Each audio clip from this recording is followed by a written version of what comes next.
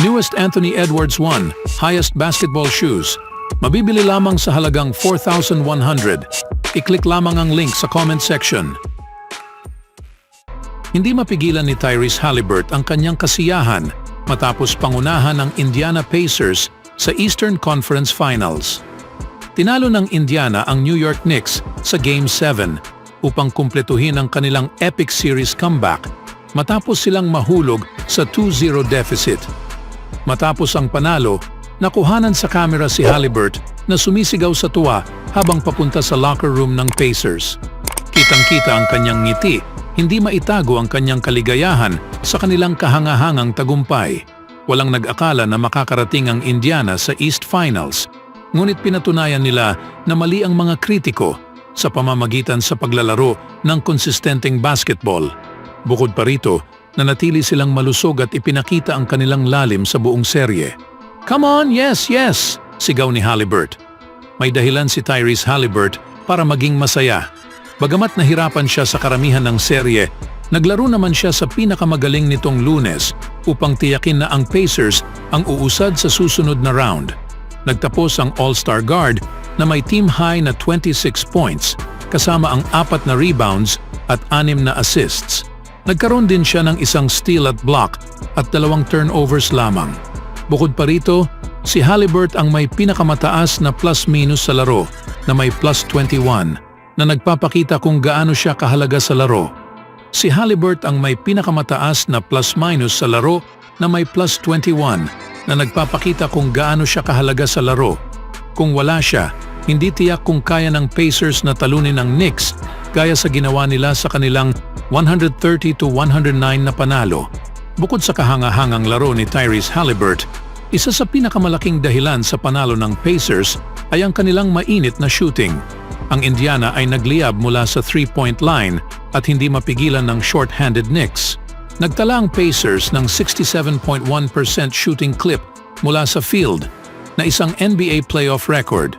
Sa first half ng laban, nagtala ang Indiana ng 29 of 38 mula sa deep na may shooting percentage na 76.3%.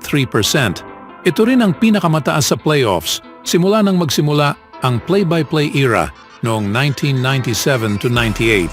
Meron kaming historic offense obviously, pero itong tao na ito ang nagpasimula at ang lahat ay sumunod, sabi ni Miles Turner tungkol kay Haliburton na nanguna para sa Pacers ayon sa Yahoo Sports. Para magawa ito sa road dito sa Garden sa Game 7 ay talagang kahanga-hanga, pero ito ang ginagawa namin sa buong season at naipakita namin ito sa pinakamalaking entablado. Si Rick Carlisle, para sa kanyang bahagi, ay sobrang proud sa performance sa kanyang team, lalo na sa katotohanang nagawa nila ito sa isang hostile at historic na lugar tulad ng Madison Square Garden. Sabi ko lang sa aming team na kapag nanalo ka ng Game 7 sa Madison Square Garden, gumawa ka ng kasaysayan, sabi ni Carlisle. Siyempre hindi pa tapos ang trabaho para sa Pacers. Isang mabigat na hamon ang naghihintay sa kanila sa East Finals laban sa top-seeded na Boston Celtics. Ngunit sa ngayon, maaari nilang ipagdiwang at tamasahin ang sandali bago ilipat ang kanilang focus. Karapat-dapat sila rito matapos magpakita ng matapang na laban kontra sa masiglang team tulad ng Knicks. Magsisimula ang serye ng Pacers laban sa Celtics sa Miyerkules, kaya't wala talaga silang masyadong oras para magdiwang. Ngunit baka ang kumpiyansa at momentum na nakuha nila ay makakatulong sa kanila na makagawa ng sorpresa laban sa Boston. Sa kabilang banda, naging mababa ang moral sa New York. Sa post-game press conference, nagbigay si Jalen Brunson ng tapat na isang salitang reaksyon sa buong season ng Knicks. Sa madaling salita, hindi niya nakikitang ang 2023-24 season ng team bilang tagumpay. Malaki ang tsansa ni Jalen Brunson na makarecover ng buo pagdating ng susunod na season. Kaya't magandang balita iyon para sa Knicks para magpatuloy. Gayunpaman, dapat humanap ang front office ng paraan upang makakuha ng mas maraming star players upang makatulong kay Brunson.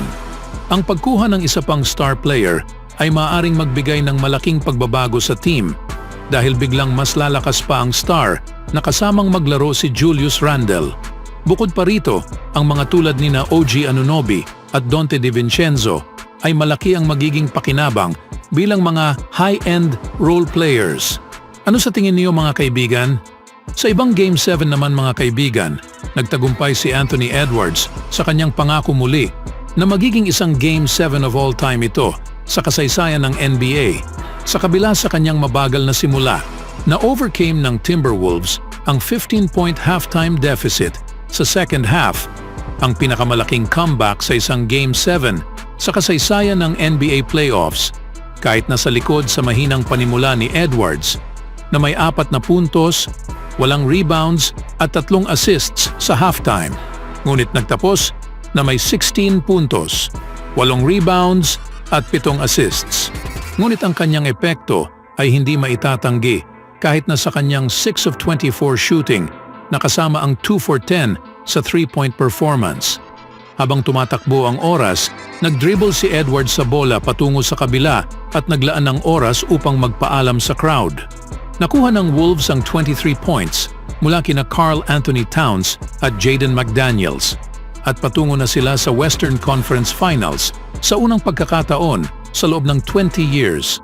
Haharapin nila ang Dallas Mavericks na magsisimula sa Webes sa Target Center. Naging panglimang sunod na defending champion ang Nuggets na hindi nakarating sa Conference Finals. Kahit nasa likod sa 24 first-half points ni Jamal Murray, nanguna ang Nuggets sa 53-38 sa halftime lead at ang 3-pointer ni Murray sa 10.50 sa ikatlong quarter ay ang nagpa-extend sa lead ng Denver sa 58-38. Bumaling ang Wolves sa kanilang depensa, ang pinakamahigpit sa NBA, upang makabalik sa laro at isinara nila ang quarter sa 28-9 run upang maging 67-66 pagpasok sa ika-4 na quarter. Nakuha ni Rudy Gobert ang unang lead ng Wolves mula noong unang quarter sa isang basket sa simula sa ika-4 at nang magkaroon ng ika-5 foul si Towns. Si Naz Reid, ang NBA's 6th Man of the Year, ay naging kamangha-mangha sa parehong dulo ng court upang panatilihing mangunguna ang Minnesota. Ito ang unang Game 7 ng Timberwolves mula noong talunin nila ang Sacramento sa second round sa eksaktong 20 years na ang nakalipas. Ito rin ang tanging iba pang pagkakataon na nakarating sila sa Conference Finals. Ang Nuggets ay naglaro sa kanilang ika-5 Game 7 sa huling 6 na season at hanap ang kanilang ikatlong pagpunta sa Conference Finals sa span na ito. Sinabi ni Nuggets coach Michael Malone bago magsimula ang laro na hindi niya inaasahang magiging blowout ang Game 7 matapos ang mga blowout na na-deliver sa Games 2, 3 at 6. Inaasahan kong magiging dikit ang laban, ngunit siguro hindi ito ang isa sa mga pinakakakaibang serye na naranasan ko.